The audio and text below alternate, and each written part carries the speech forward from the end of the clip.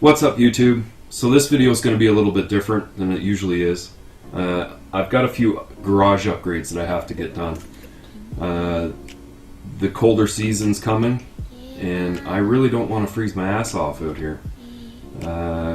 So I've gone the cheap, easy route, and something that is not highly recommended because working with propane in a small enclosed area, it can be potentially dangerous. There's a carbon monoxide warning and a low oxygen warning. Those type of situations can happen, so you've got to be extremely careful when heating with propane. But I've got all that in mind. Basically know what kind of precautions I want to take to make sure that it's safe for me to use. So I've got what they call the Mr. Heater Big Buddy. This heater seems to be one of the better units that you can actually buy. It has a fan inside of it, which I probably won't use. I'll probably just use one of my own fans if I need to. But it'll heat up to 18,000 BTU, which should regulate the temperature inside this small garage. And I mean, it's got to be rather cold out, but the temperatures don't go severely cold here. I just want something to kind of make it comfortable to work in. So I think this is going to do the job absolutely perfect, and I probably won't have to run it at full heat most of the time.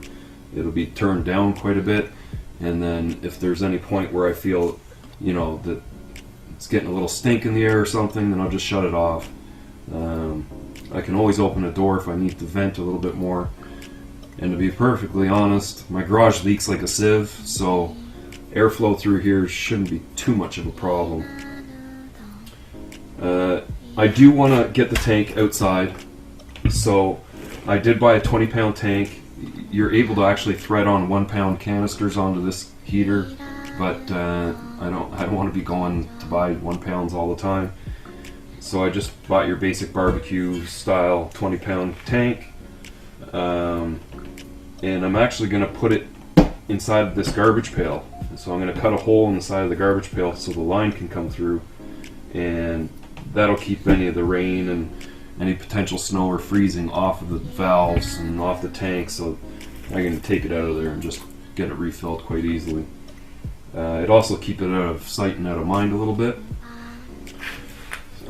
So along with all this stuff, I bought a 10-foot cable, or 10-foot cable, 10-foot hose, so I can have this the tank sitting outside and actually route the heater inside. I'm either going to hang it from somewhere, or I'll just have it sit on the floor closer to where I'm working, more towards the middle, so that I can, you know, get quite a bit of heat actually into the garage. So that's that. Next, I actually had my buddy pick this up for me while he was out. He's going to school for auto mechanics, and I asked him to pick this up for me while he was out there because I noticed it was on sale. So thanks to Snuggles for getting that for me.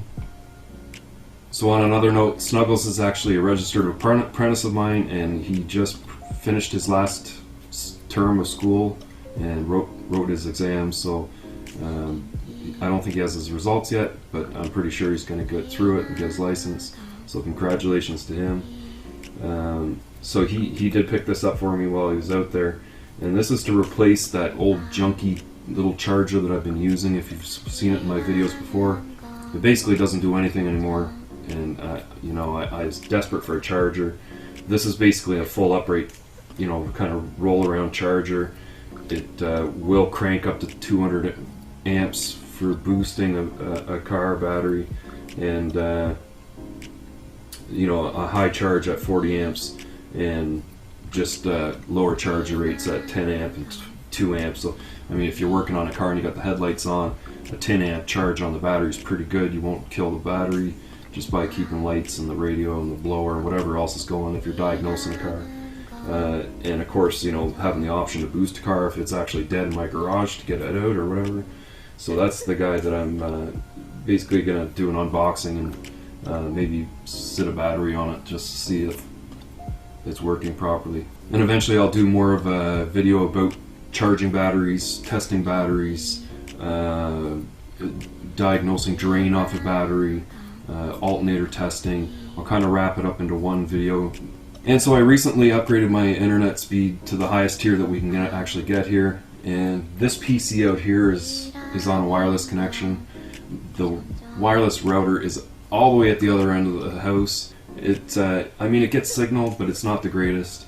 So I bought this 75-foot cable, and it's a Cat 6 cable. And basically, I'm going to put this underneath the house and route it all the way underneath the house, up into the garage, up around here, right over to the PC, and so I can have a wired connection out here, and I don't have to have, you know, intermittent music while I'm working. That drives me crazy. I also have another 4-foot light to put in, but I'm not so sure I'll get that done today. And I also have some bulbs to change out of this one to make it the same color as all the other bulbs and just make it more even. But because it's starting to get cold out here, I actually want to get started on this heater and get it fired up and see how well it works. Okay, so this heater should be relatively easy to hook up and use, but you never know what surprises you may find.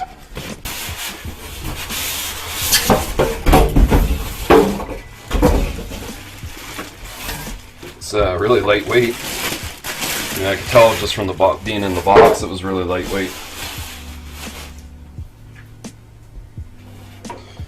So that's what it looks like. It's got some quite large ceramic blocks. The smaller unit of these actually only has one ceramic block. So I can see that it looks like the pilot light down at the bottom there. And yeah, you light the pilot right here. Like I read on the box, that's your fan switch. So you can actually put DC batteries in it, or a 6-volt DC adapter to run a little fan that's inside of it. But apparently you can hook 2 tanks up, 2 single canisters up to this thing.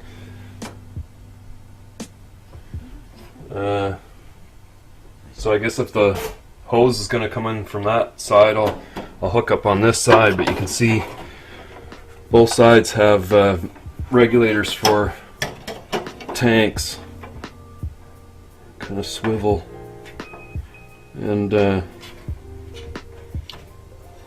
guy explained to me there's a quick connect fitting, so you can actually get a different style line just for quick connection for using larger tanks.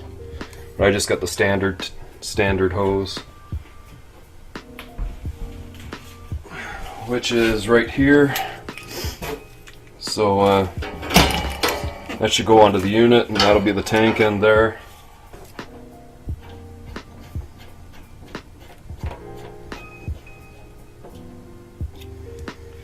And then there's a little space at the bottom here. You can actually have the hose come right out of it. Something like that.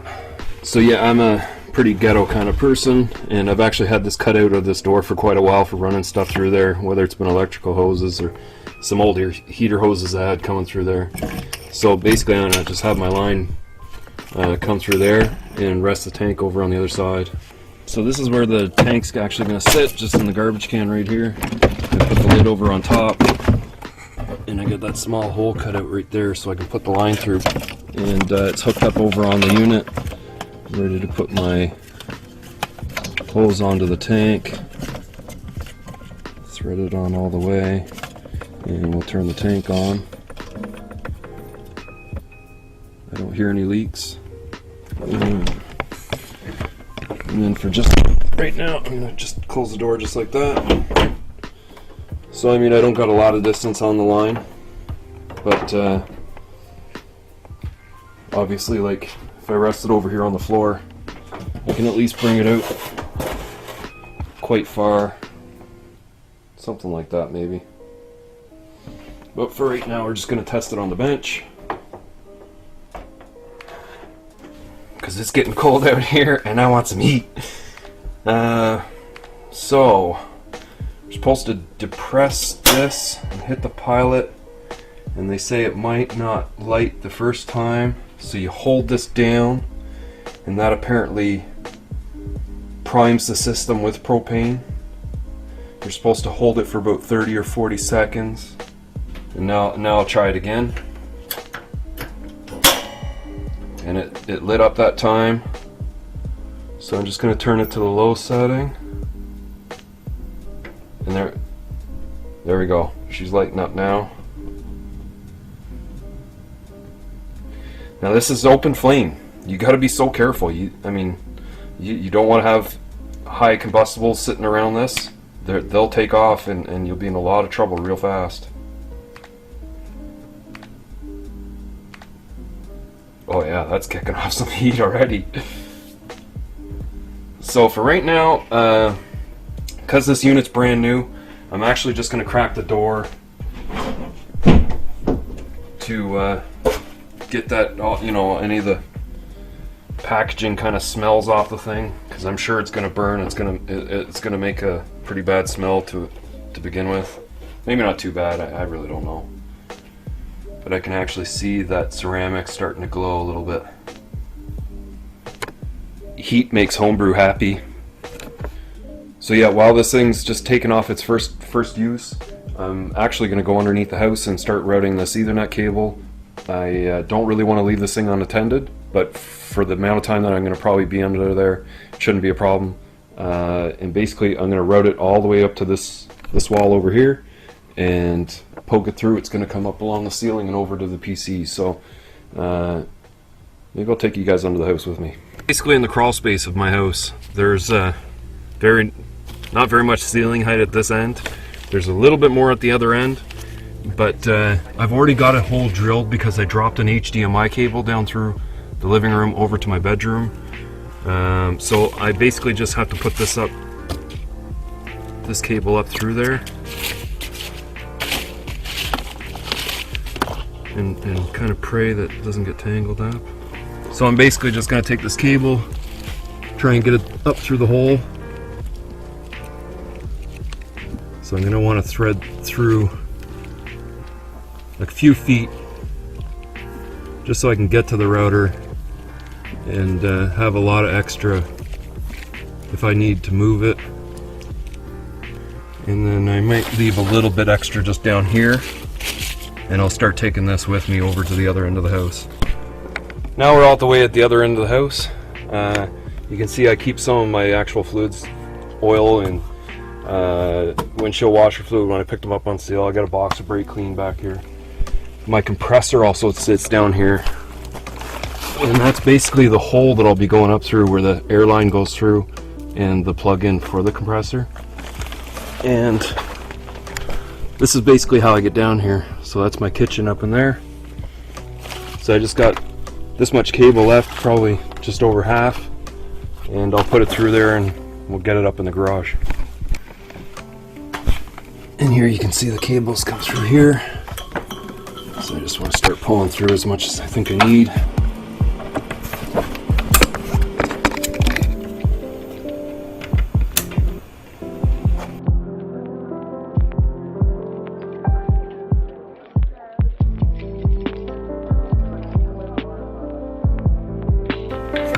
So I just did my first and only actual line test to see what kind of speeds I can get, and I'm getting 75 down and almost 10 up, which is almost what the line's rated for. I think it's rated for like 120 down. That's pretty much what I can get out of my main machine. So over that 75 feet to the router, I still got a great connection. It's going to be awesome for streaming tunes, and if I want to watch something, keep me entertained while I'm out here. And at the same time, if I ever choose to start doing live streams and set up a webcam so it's pointing down at my work and I can, actually show what I'm doing, then that connection is going to make frame rates pretty good, I think. So now that I've got that cable all routed, I've got a great connection out here now. I don't have to worry about connecting wirelessly going through that door. I'm just happy that I've finally took the time, went underneath the house and did it. The cable didn't cost very much. I mean, I think it was $15, so I let this guy fire up for quite a while. I opened up the doors to let all that stink come out. I've closed everything up. I've gone inside for a good 15 minutes. I've come back out, And I mean, it's starting to warm up in here already, to the point that I'm down to a shirt again, and I got rid of my other two. And I mean, I can actually feel the heat from like here. So I mean, that's the lowest setting. So yeah, I'm gonna let this continue to run for a while, and just make sure it's working okay. And I'm gonna probably crank it up to the highest setting and see what the actual heat's like, and just make sure the other elements working fine. So as you can see, I got this thing cranked right up max. I got a fan on low speed, just kind of circulating the air in here. It's 5 degrees outside. Of course, that's Celsius. I'm not quite sure what it is in Fahrenheit, but 5 degrees is pretty chill. And I bet you it's like 20 degrees in here right now. It's probably just as warm in my house as it is out here. Very comfortable to work in, and I probably won't use this thing like that. I mean, that's quite a bit of propane to actually use the heat, and I'll probably be working in a hoodie most of the time anyway. But yeah, I just wanted to see it actually run and see what it could get the temperature up in here to. So if I'm, minus 10 outside, I should be able to get to like at least plus 5 or plus 10 in here. But we'll have to wait for those really cold months to come to actually see how it performs. But yeah, I'm going to turn it down for now. And start cracking open this battery charger.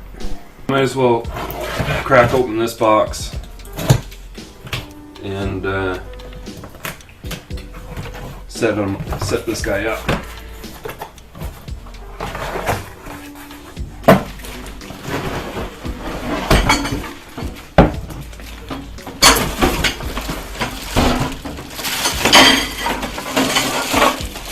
So obviously I've got like the handle and dolly wheels to install onto it, but I'll just kind of whip it together. And here's, so there it is, all assembled.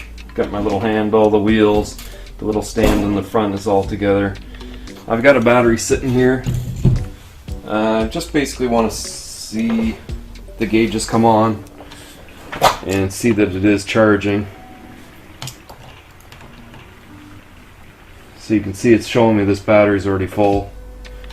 So just stick it on like a 2 amp charge. It's got a timer over on the other side. And it's doesn't show any amperage flow. Turn it up, it's almost at 10. It's sucking about, it's going right back down to 10, indicating the battery's full on charge. So yeah. Looks like it's going to be a great charger. So yeah, I'm going to wrap up this video. I was going to do up some lighting in here as well, but it's not like I don't have decent lighting, and I can just save that for another video. Heat was the main thing, and then running that Ethernet Cat 6 cable all the way to my PC is just a good thing for working in here, and getting the battery charger set up. I mean, that doesn't take very long at all. But it's something that I wanted to get doing because I've realized the cold start mornings are coming, and there may be some people that have some trouble with batteries. So yeah, if you like this video, definitely give it a thumbs up, and if you haven't already, hit that subscribe button for me. Leave your questions and comments further down below, and I'll see you in the next one.